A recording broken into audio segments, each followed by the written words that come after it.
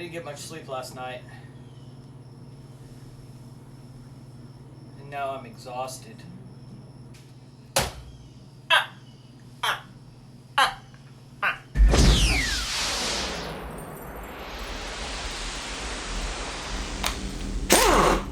What's up, YouTube? Welcome back. Today I'm going to put the aftermarket exhaust. It's an ARK exhaust. It came with the NSX. It just barely, and when I say barely, I mean I had to take out the two inside panels of the trunk to get this thing to fit in the trunk. It barely fit in there. Like, it was rubbing the rubber like that much. I got super lucky. Otherwise, I was going to have to sit it up front in the passenger seat and strap it in the whole way home, and I'm glad I didn't have to do that. But I'm putting the exhaust on the car today. Here's a before. This is what the car sounds like with the exhaust that's on it right now. I'm told it's a stock exhaust, but like from an upgraded car. Something about the round tips were from, I'm not even sure yet. But here's what that sounds like.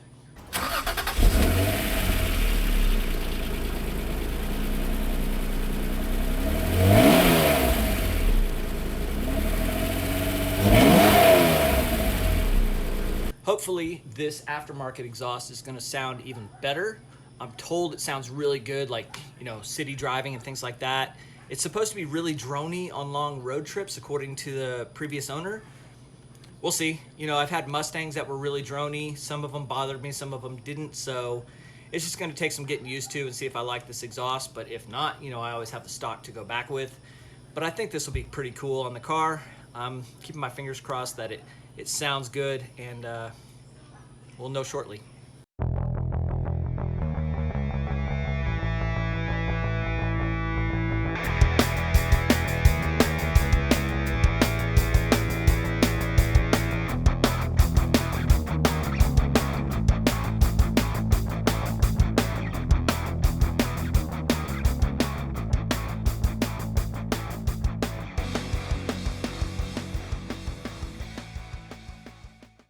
Here's the stock exhaust. Just need to unbolt it from over there, and then on the other side, and then unclip it from the hangers. I mean, it should be good.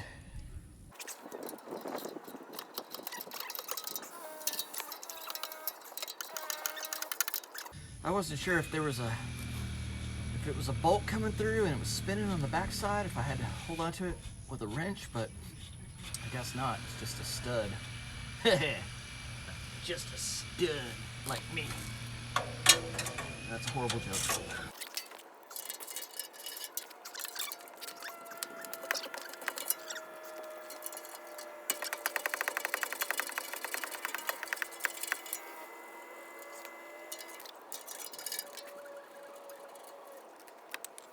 Here's a stock exhaust. That wasn't so bad. See if I can get up underneath here and you can see. Pretty simple. The bolts weren't all corroded, so I was able to get it pulled off without any real trouble. All right, let's go get the other one. Here's the aftermarket exhaust, and you can compare it to the stock exhaust. That's kind of neat. It's got the double tips on it. A little bit smaller. Cool. Let's get this thing installed. Here's what it looks like underneath. This is the passenger side, and the driver's side. And there's a little bit of play, so you can actually wiggle the exhaust into place and get it up on the hangers, which is what I'm about to do right now. Here it is, completed. Hangers are on. You know, it's actually not too bad putting this in, but if you can talk someone into helping you, that would make your life a whole lot easier. Now, I ended up getting it in by myself, obviously, but having an extra hand would definitely have been a tremendous help. I had it on the jack and, you know, it was taking some of the weight, but it actually turned out to be more of a hindrance than anything. So I just laid the exhaust on a blanket and just lifted it up and kind of just muscled it into place. Once I was able to get one side lined up and I put a couple nuts on there just to hold it, everything else went pretty smooth. It's tricky because it wants to fall to one side, but not too terribly difficult. I think I probably got this done in about an hour. And you know, I'm not working in an air-conditioned shop. I'm out here in the, well, it's probably low 90s right now, but it's still early in the morning. This Texas heat, man, this sucks. All right, let's see what this thing sounds like. I know I've talked about these quick jacks in one of my other videos, but if you're working, you know, out of your garage and you don't have access to all the fancy lifts and stuff like I don't, these things are invaluable. They're probably anywhere from 12 to 1500 bucks, but they are absolutely worth it. Now, this is only at the first notch, and I'm up, I don't know, maybe 18 inches or so, and I can go back more and get this car probably another 6 or 7 inches high. It does what it needs to do for me. I'm able to get a lot of stuff done between this one and the other little lift that I have, but this thing it's perfect because I can just, you know, slide it out underneath the car here and away we go. So definitely check them out. You know, I'm not sponsored by them or any of that junk. I like the product. It works.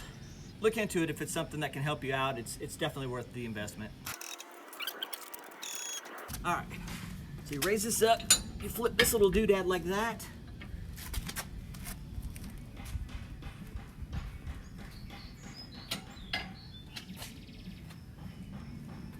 And you come down. Make sure you're not coming down on this line right here because it is hydraulic, so I'll make sure that clears. And you just pull it out. And they give these little blocks that you can put in here. These are the smaller ones, I think. The other ones are a little bit taller. You can put them this way or that way. Only thing left to do now is fire this thing up and let's see how it sounds. I'll place the camera back there by the tailpipes and you'll hear it for the first time like I will.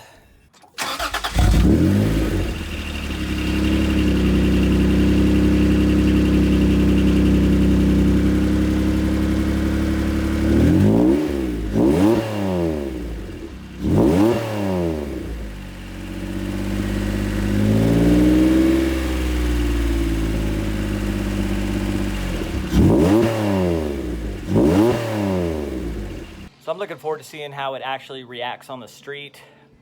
You know, I've driven this car quite a bit with the stock exhaust, so hopefully I can tell a difference with this one.